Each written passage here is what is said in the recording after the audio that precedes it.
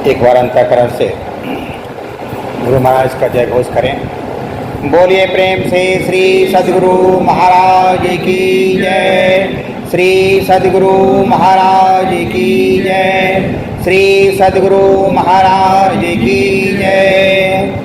मंगल मूर्ति सद्गुरु मिलवै सर्वदा, मंगलमय मंगल करना बिनवऊं बारंबार।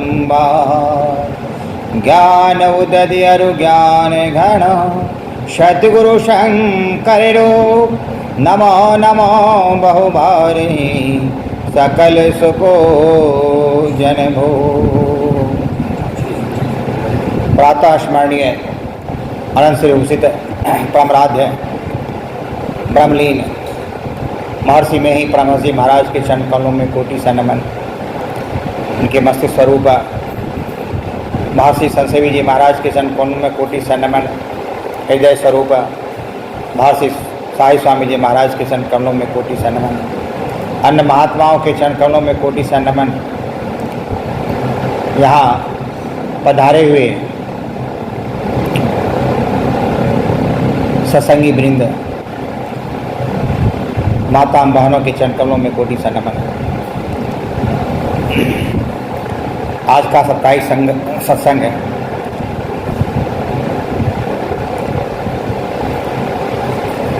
बहुत दिन के बाद दूसरे साप्ताहिक सत्संग में हम लोग सभी सत्संगी सज्जन वृंद एकत्र हुए हैं। डॉक्टर साहब, उमाशंकर बाबू, मैनेजर साहब, सारे लोग पधारे हुए हैं। गुरुदेव की कृपा इसी तरह हम लोगों पर बरसते रहे। सभी लोग साप्ताहिक सत्संग में आकर गुरु महाराज को अपने चरणों में समर्पित कर अपने जीवन का उद्धार के मार्ग को प्रशस्त करें। यही गुरुदेव से मेरी कामना है, प्रार्थना है। अभी सत्संग योग में योग साधना के महत्व का वर्णन किया और मैनेजर साहब रामचरितमानस सप्तम सोपान में भगवान राम के द्वारा दिव्य उपदेश का वर्णन किए। बड़ा ही सुंदर शब्दों में रामचरितमानस का पाठ किया गया। ज्ञान की महिमा,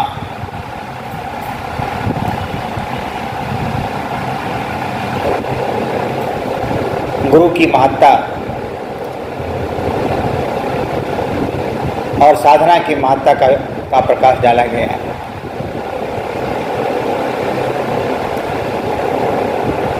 तो ये एक श्रद्धा की बात होती है। अभी सत्संग योग में और रामचरितमानस के पाठ में जो सारगर्भित बात आई कि यदि किसी भी वह चाहे किसी व्यक्ति या कोई भी संत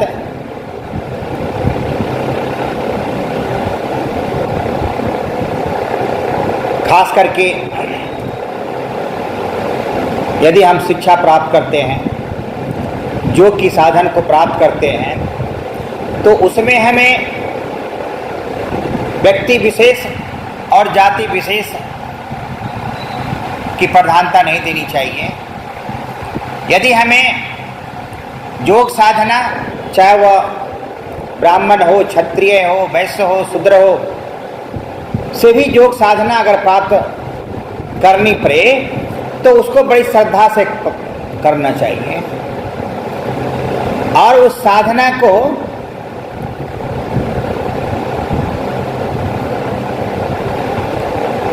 अगर हम श्रद्धा से करते हैं तो फिर हमें वह जन्म मरण के चक्र में नहीं पड़ना पड़ेगा और हम अपने जीवन को उद्धार कर सकते हैं।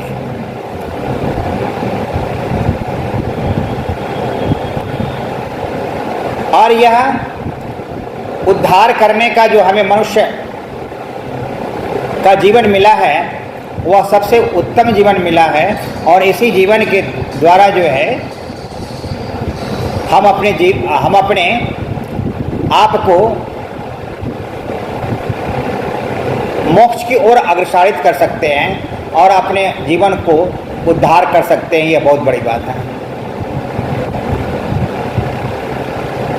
और ये साधना हमें कैसे हम प्राप्त कर सकते हैं?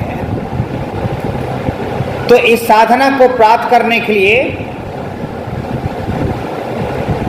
हमें माया को जानना पड़ेगा कि माया क्या है, और माया से अपने आप को वंचित रखना है। वनवास के समय भगवान राम तीर्थ सोपान रामचरितमानस में माया के बारे में भगवान रामचंद्र जी कहते हैं, जब भगवान राम अगस्त मुनि के आश्रम में पहुँचे और वहाँ पंचवटी में अपना कुटिया बना कर रहने लगे और वहाँ विश्राम कर रहे थे, तो लक्ष्मण जी महाराज भगवान राम से आग्रह करते हैं और कहते हैं कि ज्ञान क्या है, विराग क्या है, भक्ति क्या है, कुछ बताइए। उसी उपलक्ष्य में भगवान राम लक्ष्मण जी को समझा रहे हैं कि माया क्या है, और जब तक इस माया पर विजय नहीं प्राप्त कर सकते हैं तो हमारा जीवन का उद्धार नहीं हो सकता। वह कहते हैं कि मैं अरु मोर तोड़ते माया, मैं अरु मोर तोड़ते माया,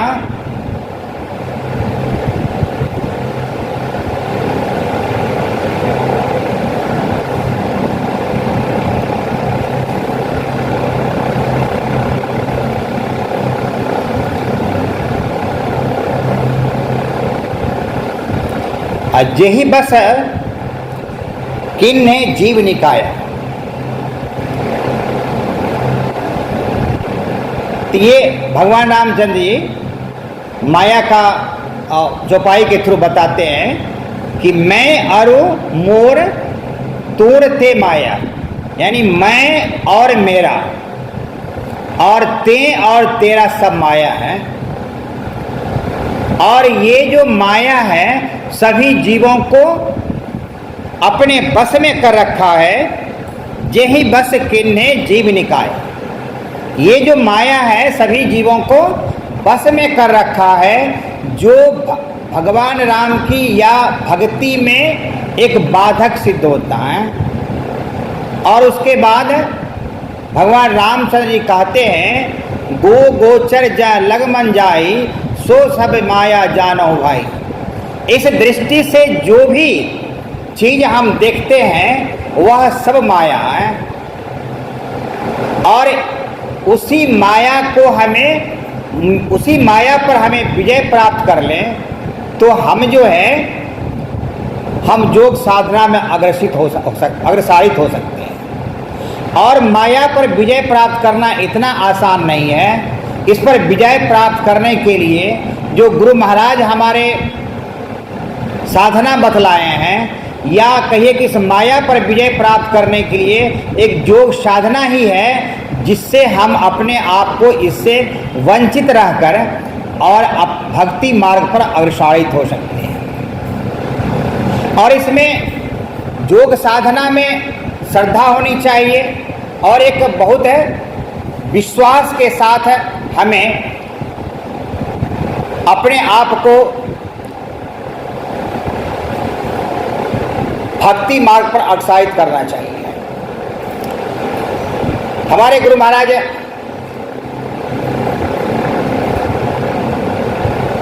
को मानना ही चाहिए और विश्वास ही करना चाहिए कि गुरु महाराज ही हमारे भगवान हैं, वही हमारे मार्गदर्शक हैं। आज देखिए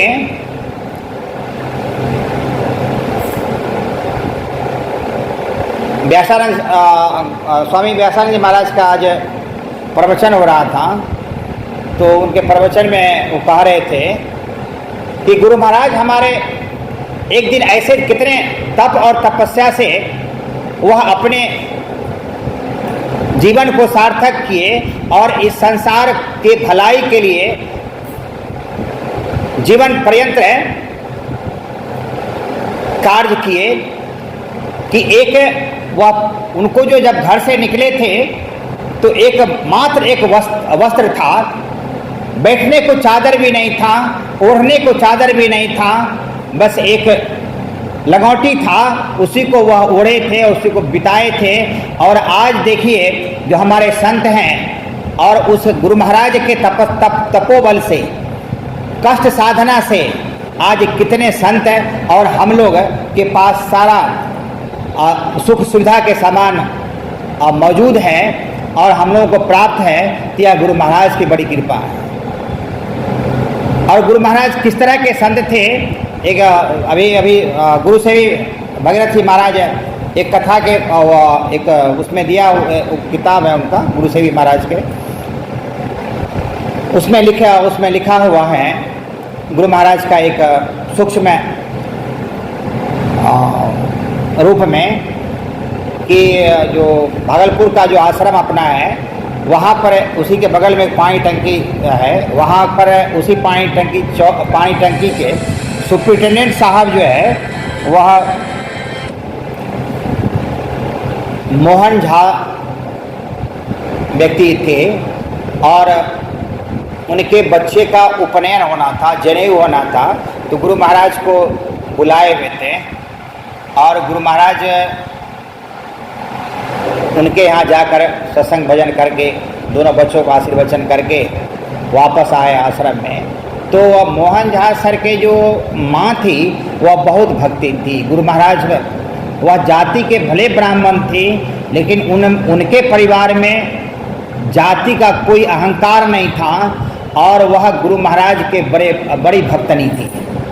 और जनेऊ के 6 मास के और कुछ दिन के बाद वह जीवन को त्याग दी थी।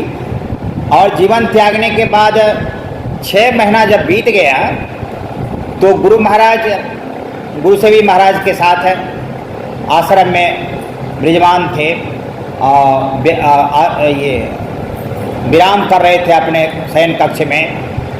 2 बजे का समय था, अपराह्नकालीन 2 बजे का समय था।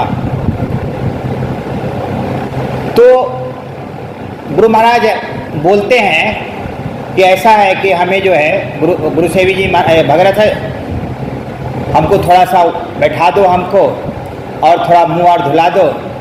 आज जो है वह मोहन झा जी के माँ आएगी, कुछ लेके आएगी वो। तो जैसा आदेश दिए भगत महाराज जी उसको बैठा दिए, खुला आचमन करवा करके। तो भगीरथ जी महाराज क्या किए, गेट के गुरु महाराज का जो गेट था उसके दाहिने तरफ खड़े हो गए। तो बोले क्या ऐसा करो कि वहाँ पर मत खड़े रहो, तुम आके हमारे बगल में खड़े हो जाओ। तो बाएं बगल में आकर के गुरु महाराज के बगल में खड़े हो गए। कुछ देर के बाद वहाँ जबकि भगीरथ जी महाराज किसी को देख नहीं रहे हैं, कुछ देर के बाद गुरु महाराज जी कहते हैं आइए।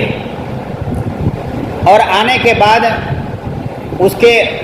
उससे कुछ लिया, कुछ खाया, जैसे कुछ निगलते हैं उस तरह से निगले। और निगलने के बाद जो है गुरु महाराज जी कहते हैं कि ठीक है आपका लाया हुआ प्रसाद हम खा लिए और आप जाइए, आपके जीवन का उद्धार हो जाएगा। और सोचिए कि वह भक्तनी मृत्यु के बाद भी गुरु महाराज उस भक्तनी से प्रसाद ग्रहण किए और उसके जीवन को उद्धार किए। तो हमारे गुरु महाराज कितने बड़े भगवान के रूप में वर्तमान थे, जो कि किसने जीवों का उद्धार किया। और अभी ऐसा नहीं है कि वह नहीं हम लोग के सामने और हम लोग को आशीर्वचन दे रहे हैं। कितने भक्त और कितने हम लोगों का जीवन उद्धारक बने और हम लोग का जीवन कितना सार्थक हुए। तो यह हम लोग बड़े भागी हैं और गुरु महाराज हम लोगों पर साक्षात उनका आशीर्वचन है। हमें लोगों की कमी है कि हम लोग उनके बताए हुए मार्ग पर जो करना चाहिए, जो उनका आदेश है, उस आदेश का पालन नहीं करते हैं तो हमें दुख का सामना करना पड़ता है। हम सभी जितने भी सत्संगी वृंद हैं, जितने भी मानव समुदाय हैं, अगर अपने जीवन को गुरु महाराज के चरणों पर समर्पित कर दें और उस पर विश्वास करके उसके बताए हुए मार्गों पर चलें तो हमारा जीवन जो है वह सार्थक हो जाएगा। यह जीवन भी सार्थक होगा और इस जीवन के मरने के बाद भी हमारा जीवन जो है वह परम धाम को प्राप्त करेगा।